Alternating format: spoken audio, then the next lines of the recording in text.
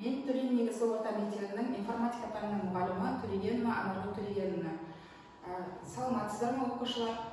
Бүгінгі сабағымызды бастамас бұрын ең алдымен шаттық шеңберіне тұрып, бір-бірімізге деген жылы лебіздерімізді білдірейік.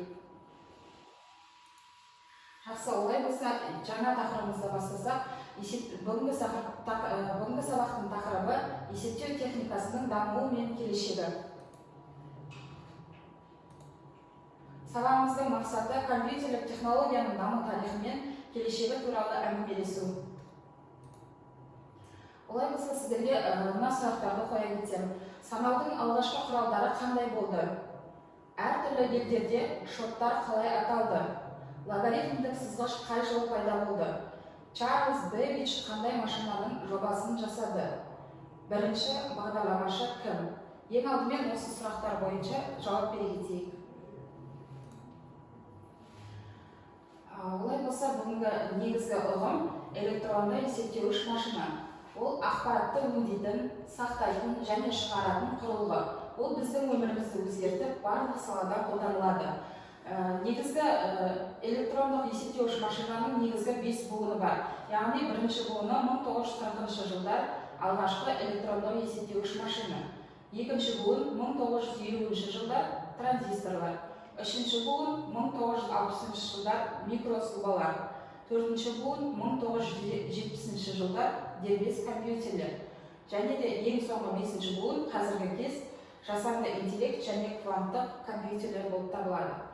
Олай болса, осы 5 буынның әрбіреуіне тоқталып кететін болса, бірінші буын 1946-1958 жылдар аралығында шығарылған, яғни көлемі үлкен электронды вакуумды шамдар қолданылды.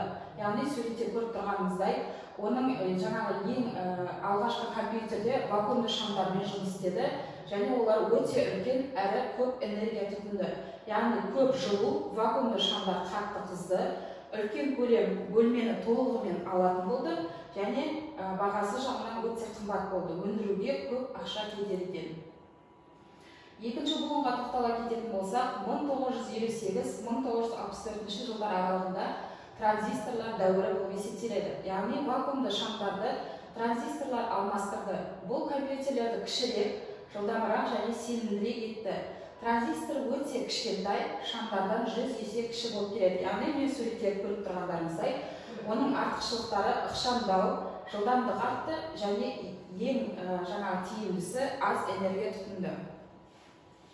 Келесі үшінші буынға тоқтала кететін болсақ, 1964-1971 жылдар аралығында өндірілді, яғни микросұлбалардың пайда болуы. Интегралды микросұлбалар көптеген транзисторларды бір кішкентай чипке біріктірді. Компьютерлер одан да кішірейіп, дисплейлер пайда болды. Микросұлба мыңдаған транзисторлар бір жерде, компьютер өзгерді, сыртқы түрі заманауиға ұқсады, және дисплейлер ақпаратты көру мүмкіндігі пайда болды. Келесі төртінші буын 1971 жылдан бастап қазіргі кезге дейін, яғни жеке компьютерлер заманы. Өте үлкен интегралды сұлбалар арқасында дербес компьютерлер, ноутбуктер және смартфондар пайда болды.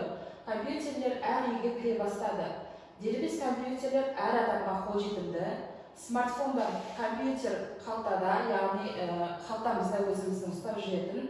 Ноутбуктер кез келген жерде жұмыс істеуге болады, және өте қуатты, яғни өте тез жұмыс істейді.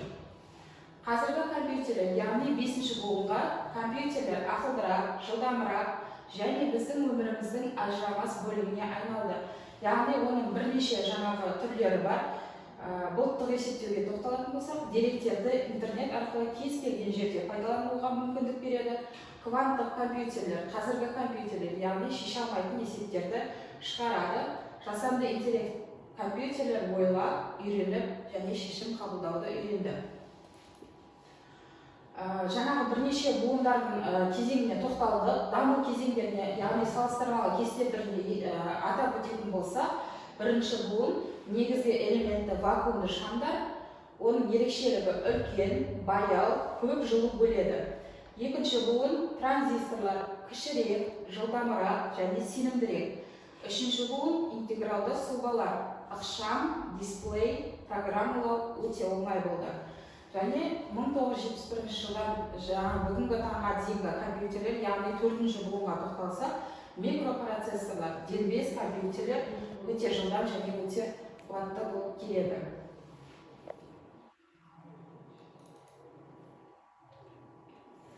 Ендігі жаңағы қызықты фактілерге тоқтала кететін болсақ, яғни білесіңдер, бірінші компьютер бөлменің көлемінде өте үлкен болған, яғни ENIAC деп аталатын 1946 жылы шығарылған алғашқы электронды цифрлық компьютер 30 тонна тартқан салмағы және 1800 шаршы фут орынды алған екен, яғни ол 167 метр квадрат орынды алған екен. Алғашқы компьютерлер тышқан болмаған, яғни тінтуір дейміз қазіргі заманда. Яғни тінтуірді 1964 жылы Дуглас Энгельбарт ойлап тапқан. Ол кезде компьютерлер тек пернетақтамен басқарылатын болған екен. Apple компаниясы гаражда құрылған. Стив Джобс пен Стив Возняк алғашқы Apple компьютерін 1976 жылы үйдің гаражында жасаған екен. Алғашқы электронды есептеуіш машинаның қуаты қазіргі калькулятордан өте төмен болған. Яғни бірінші буындағы компьютерлер тек қарапайым арифметикалық амалдарды ғана орындай алатын. Яғни ол дегеніміз қосу, көбейту, азайту және бөлу амалдарын ғана орындайтын болған екен. Енді жеке жұмысқа тоқтала кететін болсақ, жұмыс парағындағы тапсырмаларды орындаймыз. Бірінші тапсырмаға тоқталатын болсақ, компьютер буындары сызбаны жасанды интеллект құралдарының бірін қолданып, тиісті ақпаратпен толтыр. Яғни бірінші кестеде суреттері көрсетілген, осы арқылы буыны, шыққан жылдары және компьютер не арқылы жұмыс істеген және оның сипаттамасын барлығын толтырып кетесіздер. Екінші тапсырма презентация плюс жасанды интеллект суреті. Яғни болашақтағы компьютер туралы 3-4 слайдтан тұратын шағын презентация жасаймыз. Сонымен қатар Midjourney, Copilot, Bing Image Creator сияқты жасанды интеллект құралдары арқылы 2020 жылғы компьютердің бейнесін жасап слайдқа қосасыздар. Үшінші тапсырма суреттегі құрылғылардың атауын жазыңыз. Яғни бірнеше суреттер берілген, сол құрылғылардың атауын жазып толтырасыздар. Төртінші тапсырма сілтеме немесе QR код арқылы өтіп, келесі интерактивті тапсырмаларды орындайсыздар. Оқушылар, енді бүгінгі сабағымызды бекіту мақсатында өткен, бүгін, болашақ кестесін толтыра кетейік. Яғни жұппен кесте толтырамыз. Өткен, яғни алғашқы компьютерлердің сипаттамасы, бүгін қазіргі компьютерлер қандай және болашақ қиял бойынша компьютерлер қандай болуы мүмкін деген осы кестені толтыра кетейік. Қорытынды, технология тоқтамайды, яғни есептеу техникасының дамуы бұл тоқтамайтын процесс. Әр буын біздің өмірімізді жеңілдетіп, болашаққа жол ашады. Есіңде болсын, сен бүгін пайдаланып жүрген компьютерлер, смартфондар мен планшеттер бұл ұзақ даму жолының жемісі. Алдағы уақытта бізді одан да керемет жаңалықтар күтіп тұр. Оқушылар, енді үй тапсырмасын жазып алайық. Болашақ компьютерлердің сыртқы түрінен, құрылымынан қазіргі компьютерлердің қандай айырмашылықтары болуы мүмкін деген сұраққа жазбаша түрде толықтай мәлімет жазып келеміз. Енді оқушылар, бүгінгі сабақта не білдім деген сұраққа өздеріңіздің ойларыңызды, пікірлеріңізді білдіре кетсеңіздер. Жақсы балалар, рахмет көп сіздерге. Келесі осы сабағымыздың, бүгінгі сабағымыздың мақсаты компьютерлік технологияның даму тарихы мен келешегі туралы әңгімелеу болатын. Бүгінгі сабағымыздың мақсатына жеттік деп ойлаймын. Қош сау болыңыздар.